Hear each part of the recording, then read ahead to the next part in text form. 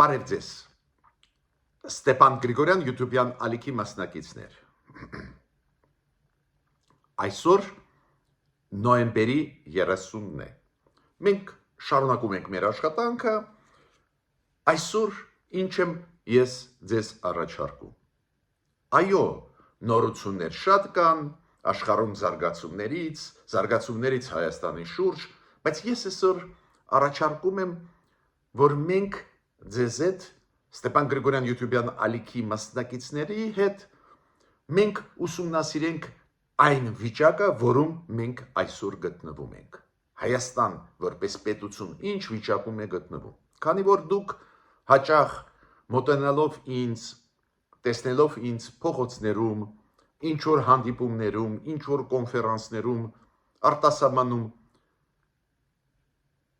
կողմնակիցները մեր Ստեփան Գրիգորյան YouTube-ին ալիքի, նաև մեր Հայաստանի Հանրապետության քաղաքացիները, նաև սփյուռքայությունը, դուք մոտենում եք ու ինձ հարցնում եք, ինչ է մեզ սպասում, ճիշտ ենք մենք գնում, ճիշտ ճանապարհում, թե ոչ, ինչ է լինելու մեզ հետ, շատ ճիշտ հարցադրումներ, ու դա է պատճառը, որ ես այսօր որոշեցի ոչ թե կոնկրետ ինչ-որ զարգացումների մասին ասեմ, այս փուլում ընթացող, այլ այսօր խոսենք ընդհանուր պատկերի մասին, որտեղ ենք մենք գտնվում իդեմս Հայաստան պետության, ինչ պետք է արվի, որ ուժեղացնենք մեր դիրքերը,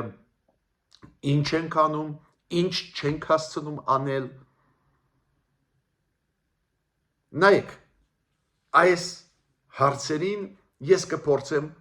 այսօր մասամբ տալ պատասխան։ Ես տրամադրված եմ լավատեսորեն ու կներկայացնեն այն դրական զարգացումները, կարևորագույն քայլերը, որոնք արվում են, ու այն քայլերը, որոնք պետք է արվեն։ Նայեք ընդհանուր ֆոնը աշխարհում, որը կա։ Մենք տեսնում ենք խառնված է աշխարհը։ Մենք տեսնում ենք, որ պատերազմներ են գնում աշխարհում, լուրջ պատերազմ Ռուսաստանի Ուկրաինայի դեմ, լարված վիճակ շարունակվում է մնալ Գազայում, այնտեղ առաջընթաց կա դեպի խաղաղություն, դեպի զինադադար ավելի ճիշտ ես կասեմ, բայց լարված է վիճակը, շատ լարված են հարաբերությունները Հնդկաստան-Պակիստան։ Ես հիմա չեմ խոսում պատերազմների մասին, ջարդերի մասին Սուդանում ընթացող շատ ու շատ այլ խնդիրներ կան։ Էսա պատկերը աշխարհի բարդ իրավիճակ է։ Միջազգային նորմերը չեն աշխատում,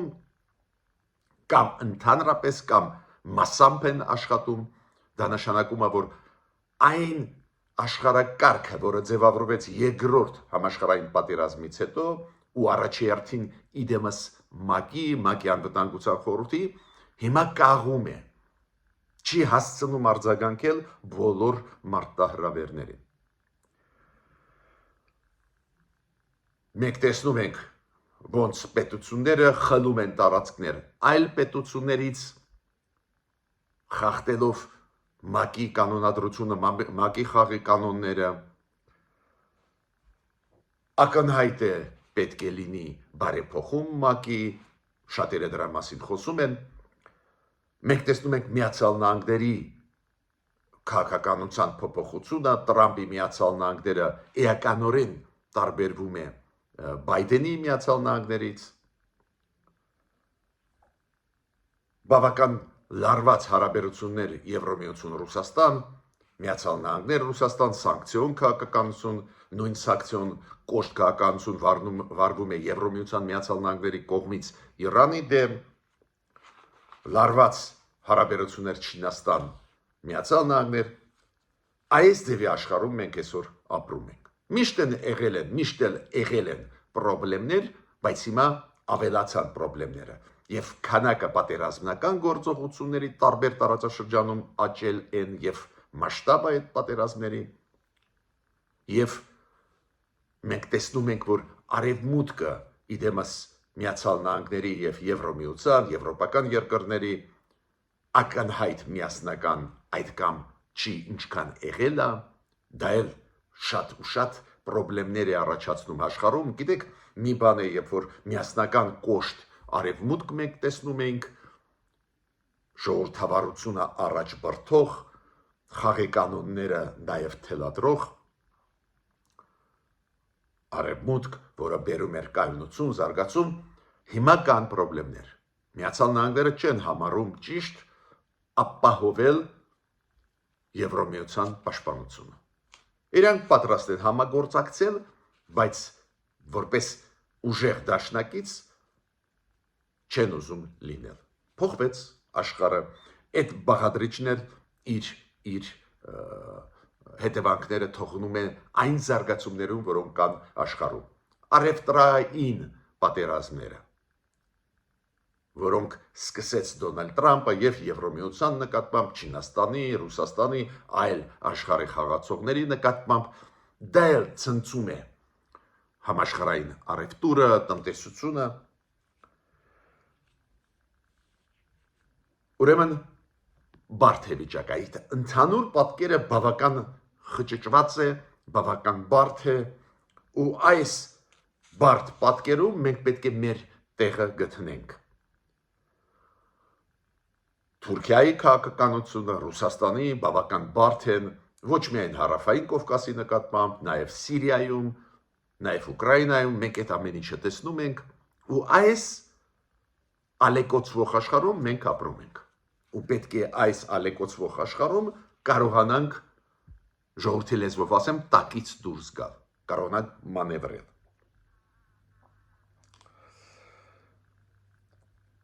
Գիտեք, այդքան մենք բարդ աշխարհում ենք ապրում, որտեղ որ դեզինֆորմացիան, ապատեղեկատվությունը կարևորագույն մեխանիզմ է քանդել պետությունները, թուլացնել պետությունները, ու տարբեր պետություններ տարբեր պետությունների դեմ դա օգտագործում են, ու այդ խճճված պատկերում, այս ինֆորմացիոն պատերազմի դաշտում մենք պետք է կողմնորոշվենք, հասկանանք, որը ճիշտ է, որը սխալ։ Օրինակ, երեք ես լսեցի մեր ընդդիմադիրներից մեկին, նախկին բարձր պաշտոնյա, որը մեզ ապացուցում էր, որ Ռուսաստանը դաշնակիցն է Հայաստանի, Ֆրանսիան ոչ։ Դուք պատկերացնում եք։ Մենք ենք ապրում Հայաստանում, մենք ենք տեսել Ֆրանսիայի նախագահ Էմանուել Մակրոնի ջանքերը Պրահայում 2020 թվականի օկտեմբերին, այն սեպտեմբերյան հարձակումից հետո Հայաստանի վրա, մենք ենք տեսել իր ջանքերը կանգնացնել ագրեսորին, երկխոսություն ապահովել, ու Ֆրանսիան պարզվում է դաշնակից չի, Ռուսաստանը դաշնակիցն է։ Այն Ռուսաստանը, որ 2020 թվականին ի պաշտոն է հայտարարեց, որ Ղարաբաղը դա Ադրբեջանն է, ու որը ոչ մի քայլ չարեց պաշտպանելու Հայաստանը, երբ որ Հայաստանի վրա ավելի ուշ Հայաստանի տարածքի վրա հարձակումներ են եղել։ Պատկերացնում եք, ինչ լկտի սուտ է, բայց դա տարածվում է։ Ուրեմն մենք պետք է հասկանանք, ինչ պետք է անենք, ինչ ճանապարհով պետք է գնանք։ Պետք է գտնենք մեր նոր տեղը այս ալեկոծվող աշխարհում։ Պետք է գտնենք նոր դաշնակիցներին։ Պետք է փորձենք այդ կախվածությունը, որը կար երկար տարիներ մեկ խաղացողից, թուլացնել։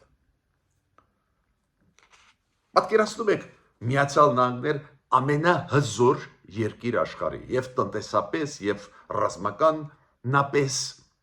ամենաուժեղ նավատորմ ունեցող, ամենամեծ բանակ ունեցող, ամենաէֆեկտիվ եւ ամենա կարող եմ ժամերով կրկնել Միացյալ Նահանգների մասին։ Բայց պատկերացնում եք, ինչքան մտահոգված է Ամերիկան, որ Դոնալդ Տրամպը նախագահ Ամերիկայի հիմա աղազանգում է, որ նույնիսկ այդ հզոր երկիրը կոշտ կախվածության մեջ է շատ կարևոր հարցում, որը կոչվում է հազվադգյուտ մետաղների հարց։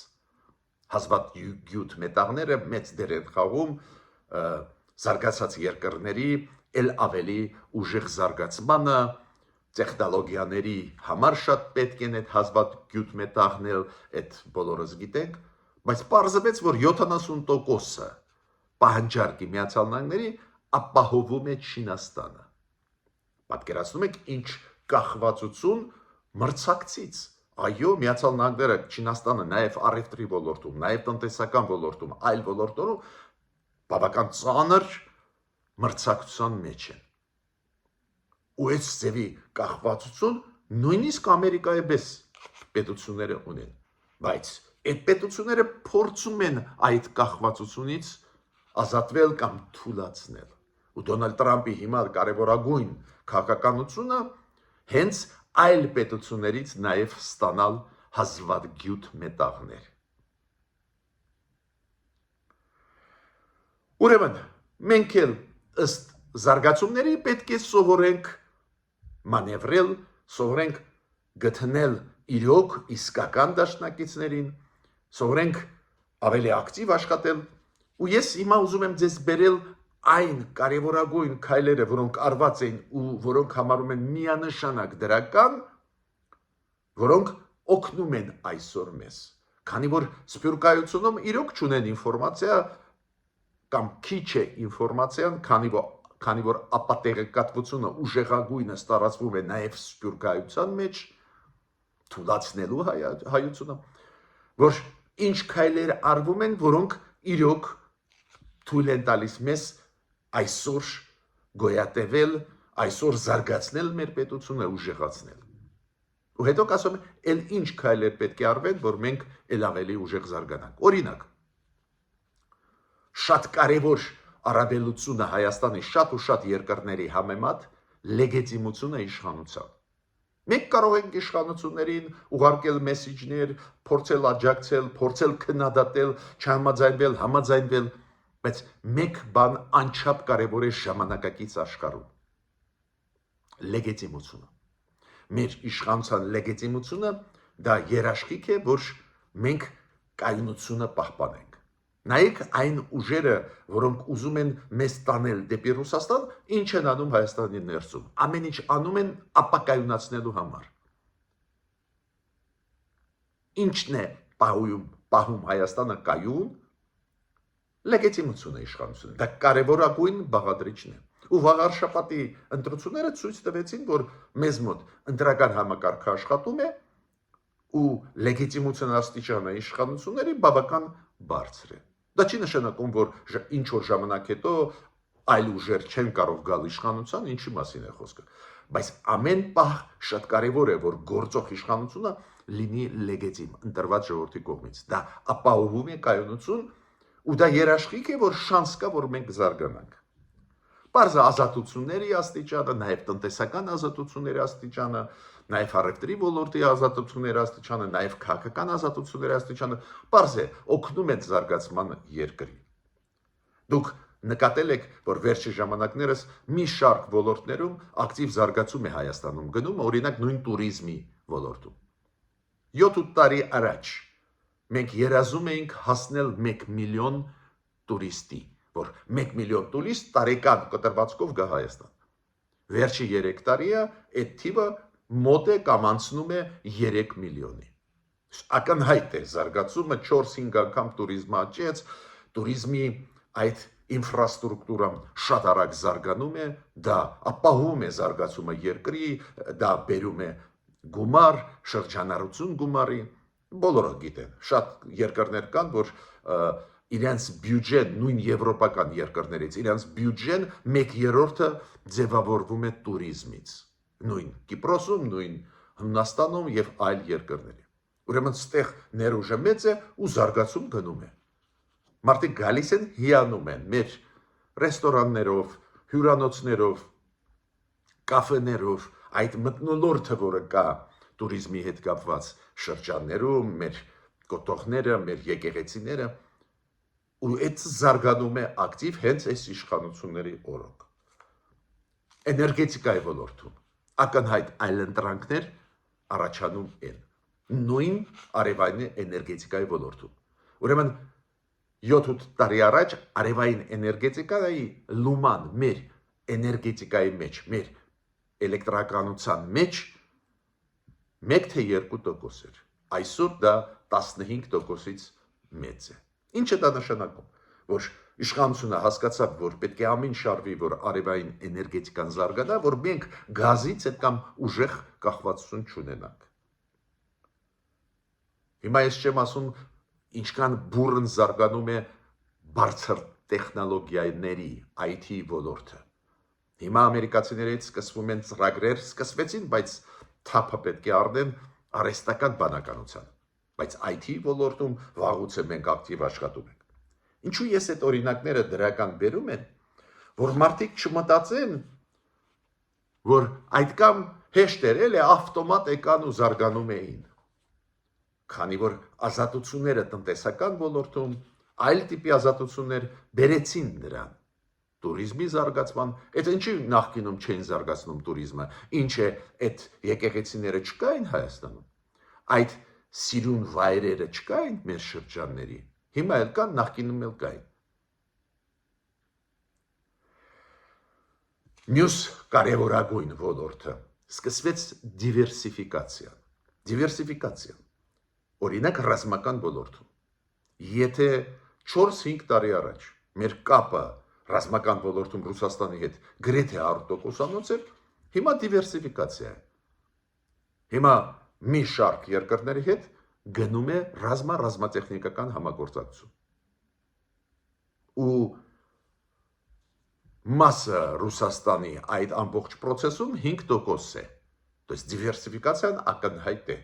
Այլ երկրների հետ, Հնդկաստան կլինի, Ֆրանսիա, այլ երկրների հետ այդ ոլորտում մենք հիմա ակտիվ աշխատում ենք։ Ու այդ դիվերսիֆիկացիան ապահովում է քո պաշտպանողականությունը։ Ինչ եղել է 2020 թվականի լավ հիշում եք,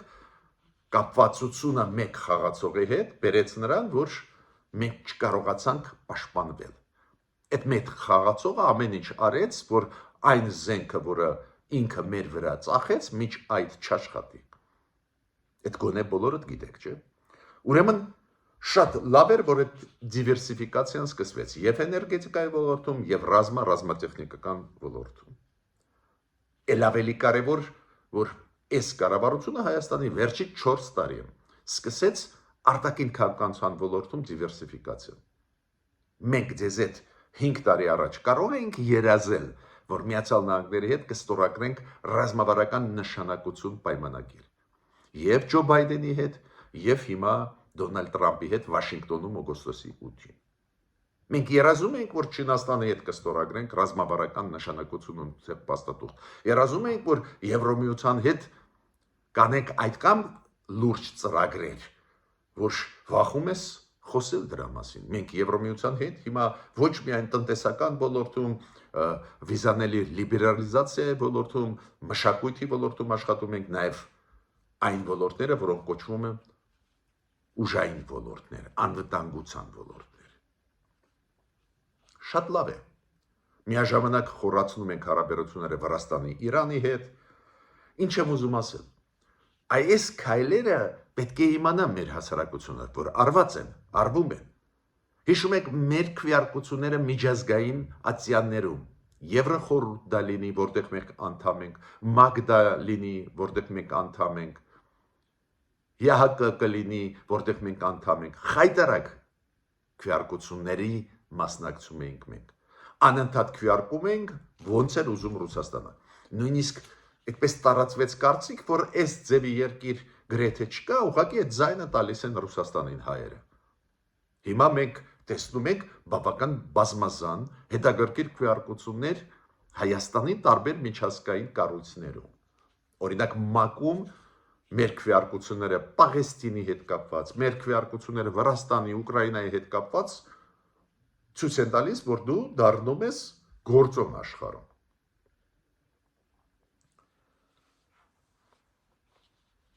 Ակնհայտ է, որ հայ-թուրքական հարաբերությունները եւ հայ-ադրբեջանական այս զարգացումը երկկողմ ֆորմատով անչափ կարևոր է։ Կաշխատի ի վերջո, իմ կարծիքով կաշխատի, բայց գնում է process դանդաղ, բարդ է գործ ունենալ Թուրքիայի հետ, բարդ է գործ ունենալ Ադրբեջանի հետ, բայց դա ակնհայտ է, ճիշտ է։ Դա բացում է քեզ համար շանսեր, որ դու դառնում ես քայլ առ քայլ խաղացող տարածաշրջանում։ Հայաստանը արեց լրջագույն մի քանի քայլեր իր սուվերենության հետ կապված։ Իրոք վտանգը մեր սուվերենության հետ կապված այսօր էլ կա, բաց խոսենք, իրար չխաբենք, բայց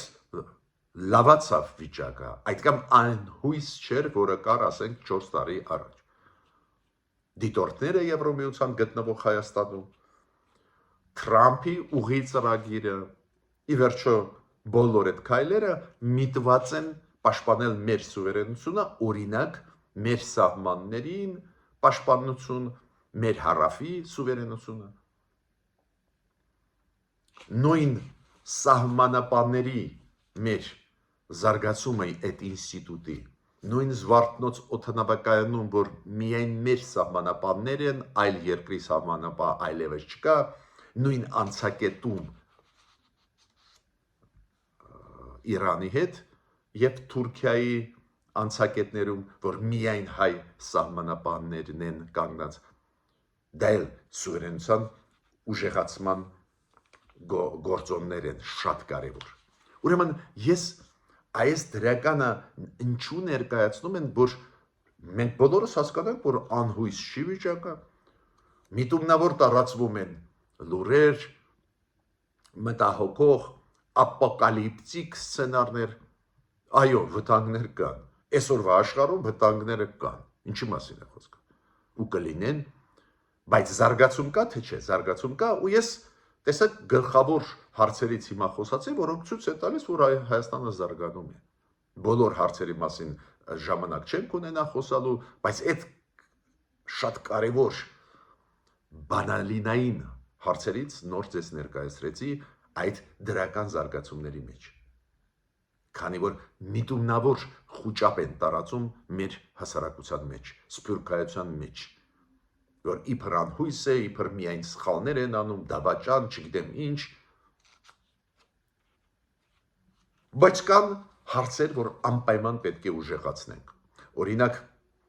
ես ասացի, շատ լավ է, որ մեր իշխանությունները լեգիտիմ իշխանություններ են, բայց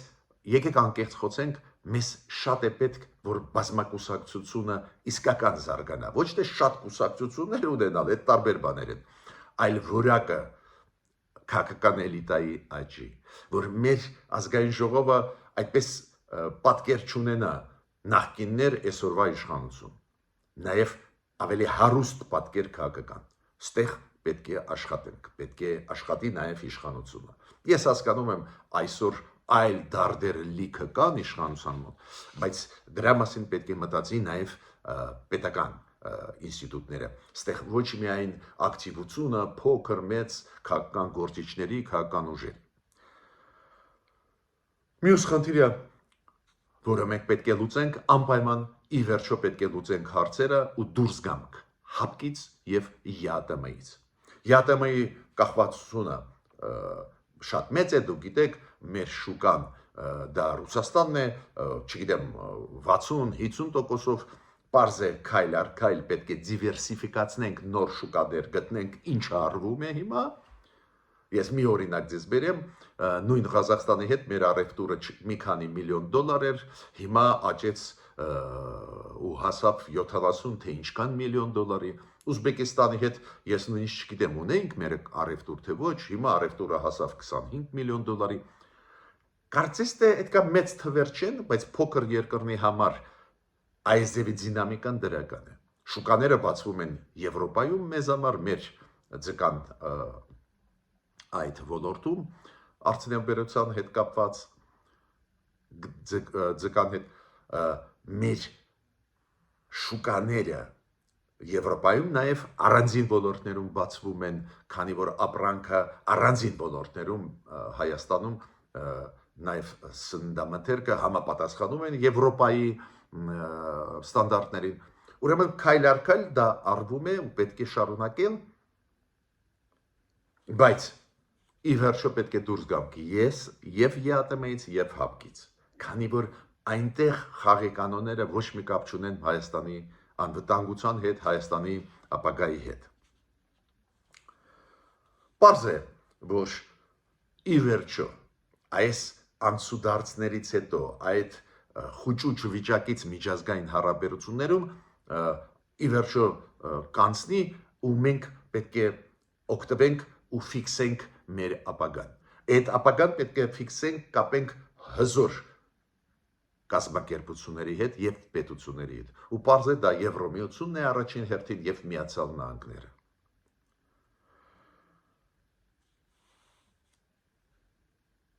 Շատ կարևոր է նաեւ կառավարումը լավացնել, շատ կարևոր է իրականացում, ծրագրերի իրականացում կարողանալ ապահովել։ Գիտեք, մենք կարող ենք ծրագրերի մասին ժամերով, օրերով խոսել, բայց եթե դու չես կարող իրականացնել, օրինակ հյուսիս-հարավ ծրագիրը արագ կամ այլ ծրագրեր, ուրեմն մենակ խոսալով կլինի։ Բարեբախտաբար գործող իշխանությունները ստեղ են առաջընթաց ունեն։ Դու գիտեք, հյուսիս-հարավը սկսեց այդ ծրագիրը թափով իրականացվել, բարեբախտաբար էլի շատ գործեր կան, նվազագույնը մի 4-5 տարի է կտևի, պարզ է դա, բայց մենք դա տեսնում ենք այդ աշխատանքը։ Բայց այս հզորությունը այս ոլորտում նույն շինարարություն, կոմունիկացիաների բացում պետք է ուժեղացնես եւ կառավարումը եւ իրականացումը մեր ծրագրի։ Ու պարզ է պետք է լինենք հետևողական քաղաքականություն վարենք։ Մենք հիմա ուզում ենք տարածաշրջանում խաղաղություն հաստատել ու հետևողական պետք է լինենք։ Ինչքան տեսնում եմ, այս հարցերում կառավարությունը հետևողական է։